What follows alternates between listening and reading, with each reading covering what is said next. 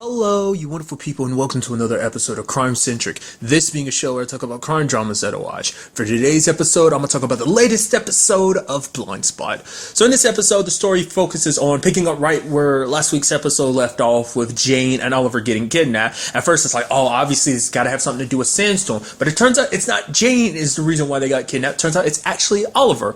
Oliver, we finally found out about why he changed his name, because obviously I was very suspicious of Oliver. It's like, oh man, what if this is all a ploy? What if he's pretending this is just kind of like his deep, trying to cover his bases? Like, oh, Jane's starting to ask questions. Well, I better start, throwing her off the trail. But it turns out Oliver changed his name for a specific reason. Basically, his dad was part of a Ponzi scheme that ripped off a lot of people's money, a grand total of like $200 million. And that's why he's being kidnapped, because this particular guy who's heading this group wants his. No, it's not necessarily just money, because for him, it's about revenge, because his daughter put everything she had into it. Her business went under. She had to fire a lot of people, and she ended up killing herself for it. So he wants revenge for the fact is that his daughter died because of Oliver's dad. Because it's so interesting. It's like Oliver's starting to get pissed at Jane for the fact is like, oh, you've been hiding the fact. What? The fact is, you're actually an FBI agent. But then she's like, yeah, but you didn't. Let's not pretend like you didn't tell me what was about you, what things were going on with you either. It's like neither one of us trusted each other with our secrets. I mean, to be fair, like on both their sides, it's like, you don't really bring that up. How do you really bring that up in conversation? Yeah, I changed my name because my dad's kind of a criminal. It's like, you don't bring it up in conversation. That's kind of scaring people away. Same thing for Jane. Oh yeah. I am kind of work with the FBI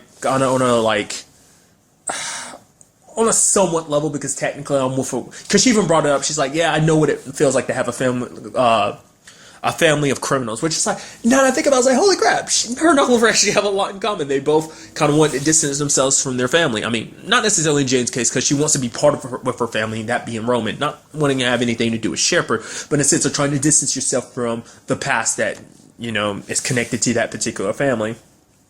The sad thing is, the other person that was involved in all the money missing, Edith, her children were kidnapped as well. So now it's like, oh, whoever pays the ransom first gets their kids back. And I mean, sadly, we ended up finding out for Oliver's sake, his dad actually died like 6 months ago because he had cancer. He also ended up finding out that he had been paying off all the money, like he had been sending out money, giving it specifically to Oliver's charity, which Jane was kind of like, at the very least he was trying, but for Oliver it's like, it doesn't, maybe he was trying, or maybe he was just trying to alleviate his own guilt, which is like, I want to give him the benefit of the doubt. He was trying to do the right thing, because he did anonymously, like if he was really trying to warm his way back into Oliver's life, he wanted to do some good with it. So he probably, I mean, you could look at it as both, as him trying to do the right thing, but also trying to do some good. You could argue, alleviating some of his guilt, which I'm sure, like, anyone can resonate with. But, I mean, it's kind of sad. For Oliver, immediately, he was like, yeah, my dad's not going to give you this money, because at first he's kind of thinking, well, I sent my dad, like, left him plenty of voicemails, and obviously I know he's checking him, but he's never gotten back to me. I mean, that might be the reason why he started doing that. I mean, it really depends on how far back those transactions go, whether it's like his dad sending Oliver money through those charities, sending money towards those charities. So also depends on how long Oliver was doing the charities, because the fact is, he was like, yeah, my dad started checking him, but maybe that's one reason why he never answered Oliver back, is because he waited too long. And he never got the chance. And maybe when the time came, he was like, I don't have the right to really come after, to ask Oliver for forgiveness at this point in time. Because it only seemed like, oh, I'm on my deathbed asking for forgiveness. Which is kind of interesting when you actually think about it, because it's kind of very similar to Kurt kind of situation with his dad. How they kind of, I mean, granted, very different tales on different levels of just kind of messed up, but still kind of similar in those regards. So, a lot of good action scenes in this episode too. Like I said, I bring that up sometimes. I never really give this show props for his action. Like the fact is, Jane trying to take down all those guys like by herself. Even the fact is, when she was in the back of that van, her hands tied together in a small space like a van, and still killed both dudes. That was impressive. Oliver, luckily, standing up to that guy, I actually feel bad for that dad. I can only assume he's dead when it's all said and done. Because when they got there, the place smelled of bleach and all the bodies were gone. But all he wanted was revenge for his daughter. But it's like, Jane was like, that's not going to solve anything. I know what you're feeling. You're hurt. You want him to pay. But it's like, doing this won't do anything. More so than anything, it's just going to like taint your daughter's memory, because it's like she won't want you to do something like this. So when he backed down, I had a feeling the other guy was going to kill him, because it's like, yeah, could you tell for him? Because the moment he's like, yeah, I'm not even in this for the money, the guy looked at him like, almost like, wait, what? For him, he's in this for the money because he gets a large cut of it. He's like, I put up with everything, this guy whining and complaining all for the sake of getting access to this money. So I mean, but at the end of it, we see that Oliver and Jane are no longer a thing, which is sad, but at the same time, it's like, I'm okay with it, because it's like, this leaves more of an opportunity for Kurt and Jane, because there's no more Allie, there's no more Nas, so it's like, which is still a situation that is currently developing too. Like, they brought that up, I think last episode, I didn't talk about it, but the fact is, like, what is Kurt going to do now? The whole, like, he built that whole baby room for a child that's, well, she's going to be there, but not often. It's just going to be like a,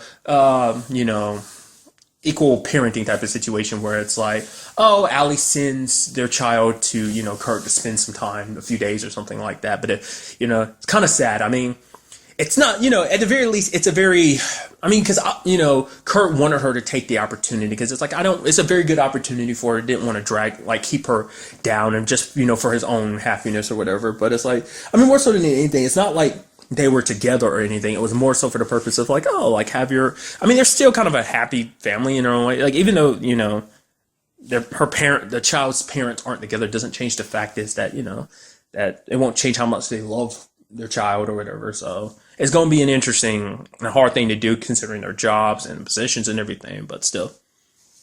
I'm very curious to see where that storyline kind of takes us. This is kind of like a background storyline that, which I really appreciate about this show too. It's not even just about the big storylines. There are smaller storylines, which some smaller storyline turns into something else, which I feel like even that's going to take some turn, as we've seen it take its turn, but I feel like it might go even further, but I just kind of have to wait and see on that. Another big part of this episode is about Roman. Obviously, Roman's very self-deprecating, because to him, he's like, because, you have someone like Kurt trying to be more positive and everything, be like, oh, the fact of the matter is you're not the monster you think you are. But Roman's like, yeah, I am. I've hurt and killed a lot of people. It's like, now you're telling me there might be another person that I killed, because there was a whole situation with him and Shepard going to the Bahamas. He got like 33 million out, and then he's like, okay, so that must mean that I did something wrong. I must have killed or hurt somebody.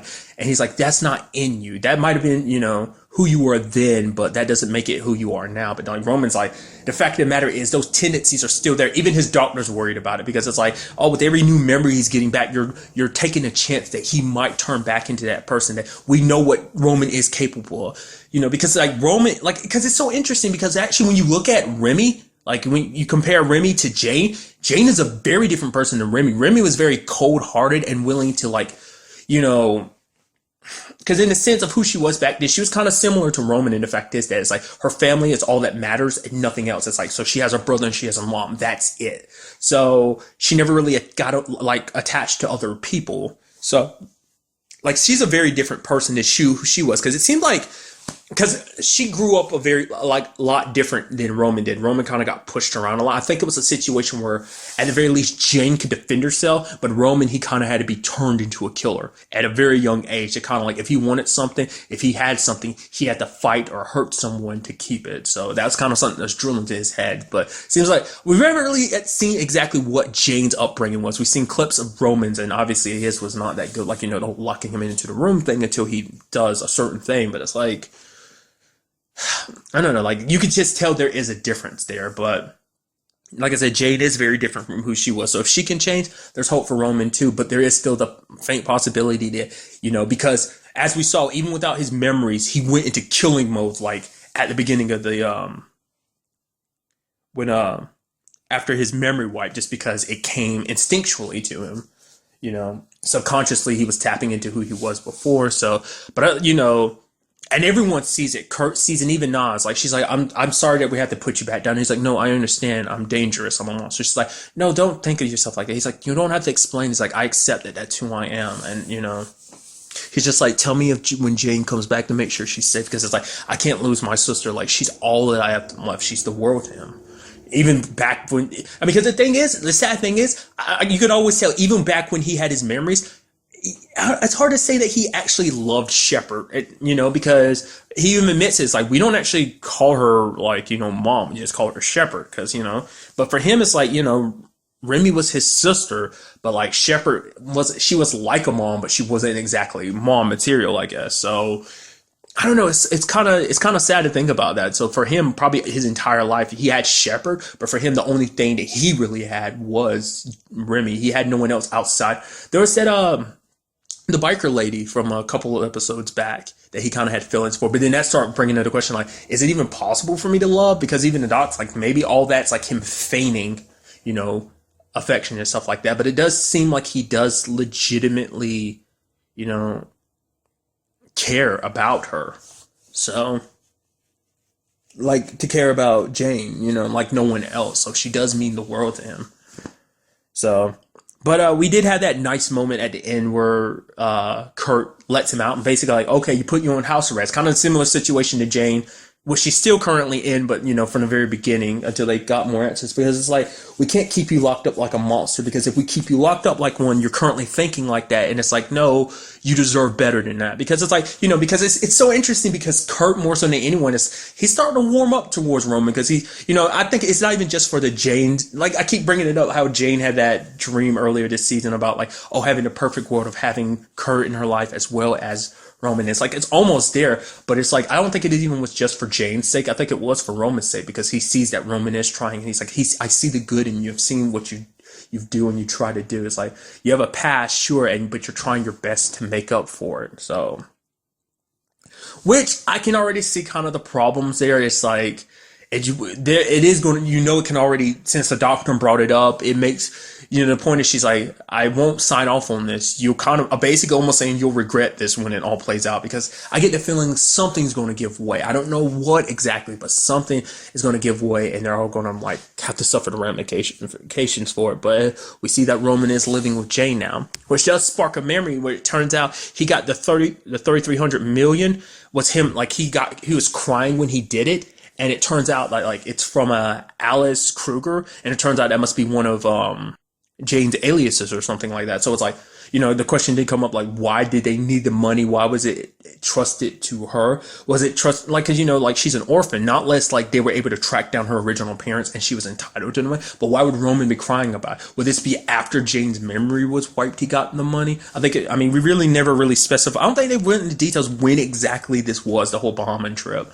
But maybe that's what it was, or maybe because like the money, maybe Roman knew that money meant she actually had a real family, like I said, because him and her were kind of orphans. So maybe it's a situation where it's like, oh man, if she has this money, this means she has a past, and the fact is that she has a family that she could go back to and end up leaving me behind. One way of looking at that is, to me that seems like that might be the most probable one. Maybe it is something else. I'm completely wrong about it. We'll just kind of have to wait and see. But okay, so at the end of the episode, we have the team, because this is going to kind of go out towards everyone else. But at the end of the episode, we have everyone on the team being served, because they're all being investigated for aiding a terrorist group, which is like so many layers to that, because it's like, technically you could argue with Nas, it's like, well, the fact of the matter is with the when she was with the NSA, like she got let a mole get close and that person ended up being part of Sandstorm. Same thing can apply to Patterson, who's dealing with the whole like Borden situation, because it's like, oh, she was dating him and everything. It's like, oh, you were dating someone. Who's to say your loyalties haven't switched or something? Like, you can see the arguments already. But then, since we're talking about Patterson, the fact is that she's struggling with everything. She wants to pretend like she's okay, but she's not. She's like, oh, I need to stop therapy.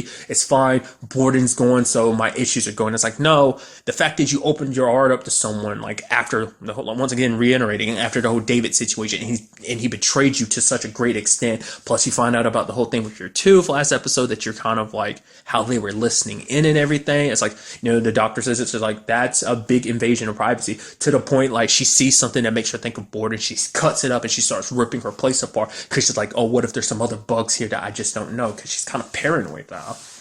because he's done that to her, which he apologized last episode, but it didn't give her the closure she needed. I think if he was arrested, things would be a little bit better. But the fact is that he got away with it to him, because I think in her mind it'd be a situation of like he got away with it because he got off scot-free by being dead. I mean, granted, we don't know. I mean, I would assume he's dead, but not unless he was able to kind of crawl out of that situation, because he was badly hurt. He wasn't going anywhere, moving anywhere fast. So we just have to see about that. But it's just, I don't know, it's sad. You hate seeing Patterson like that, but she's kind of in the same situation as Reed, because Reed's not willing to accept help. But I'll kind of get to that soon enough. Obviously with Kurt, it's like, oh, you got too close to Jane. She turned out to be part of Sandstorm. Plus, you're still working with her now, even after finding out about her. Plus, you're keeping this whole Roman situation going. It's like, yeah, frowning upon that. So those are the big ones. And then obviously, I'm sure Reed's whole situation is going to come up because Kurt confronts him in this episode. He says like, yeah, the fact is, I know about your drug situation. I don't think Tasha told him everything, but just told him, it's like, because he's like, whatever you're dealing with, so he doesn't know exactly what it is. But he's telling Reed, like, I'm not, if we're officially having this conversation, you would have to be suspended, but I'd have to put in paperwork and everything. But we're just having casual conversation. Just, take some vacation days or some, put in some days and then go, figure shit out, essentially. But Reed is offended by it. He's like, nah, you're not talking to me like you care about me. We're not family. I'm not your friend. You're my boss and everything. It's like, no, he's literally having this conversation with you, Reed, is because he cares about you. But for Reed, he's so messed up in his head that he's just thinking like he's just taking it as an attack. And it's like, if it, it's like, you know what, you're talking about you care about me. All you care about is your team. You want your, I guess in his mind is like, now you only care about your team. You want to make it look all pristine and everything. It's like, no, like, Weller would have your back on this. Like, he's bent over backwards, as you can see, with Roman and Jane. So it's like, why wouldn't he do that for someone he's probably known for a long time? We still have never gone back. I'd love to see kind of a rewind on this. I don't think we have so far, have we? Like, actually gotten to see like, oh, where were they before? Like, how did this team start? Might not be something we ever get covered, but that'd be kind of interesting if that were the case. But it's like, it's just so sad. It's kind of like him blowing up at Patterson and like, yo, stop deflecting your own problems off of me. He's like, dude, you're in some deep-seated denial, especially when we found out like he got super high and he got super drunk, ended up at Nikki's place. Turns out Nikki's got a son. Apparently this whole partying lifestyle and drugs and stuff is actually something she only does on the weekends and stuff. Like, she's like, other times I'm like a mom, got my own life and everything, and like, I can't be around you and everything if you're going to be like this. Which argument is like, that's so messed up. You turned him onto this and now you're going to kick him out and everything. It's like, because she did bring, because when they originally started, that's what Reed was like, wait a minute, you're doing drugs? You literally got on Freddie about it. But she's like, kind of, Freddie was out of control. She at least has it under control. At least in her opinion, she has it under control. It's like, that's not something you can really have under control. But it's like, you see Reed kind of falling apart and everything, which, I mean, the drugs are just in his mind, a temporary solution. A solution to like feelings the way he's feeling. He just doesn't want to admit it because I think if he accepts help for him, it means accepting that the whole Jones situation is still bothering him, that it still affects him. And it's like, it's okay for that to still be affecting you. Nobody expects you to be 100% okay with that, but he himself just, as long as he denies it and just pretends like, no, it's literally, like I said, him and Patterson are literally going through the same thing. Like someone they trusted hurt them and now they're not willing to accept help. It's like, at least Patterson seemed like she was going that route, but then the whole border dying situation changed that, so now she's literally going down the same route as Reed. And so I don't know how this is all going to end out for Reed. I'm especially at the end of the episode when he was trying to get drugs, but one of the guys recognized him as a cop and they all beat the crap out of him. So it's like, dude, the moment I was like, because the moment he saw them exchanging drugs, I was like, oh man, I thought they were going to cut there, but it's like, no, they cut back to it later and he's trying to buy drugs, and it's just like, he's just hitting rock bottom, dude. And it's sad, man. Overall, just like a crazy episode. A lot of new developments. It's just, I hope everything, I don't know, man. Obviously, like, because Tasha's in the situation, because it brings up, because the whole, like, Oliver and Jane situation didn't work out for her. Obviously, there's something there with Reed, but because Reed's actually pissed off at her, too, because, like, for telling Kurt, which is, like, that was the right thing to do, because it's like, dude, you're going to mess around and end up, like, in some serious trouble.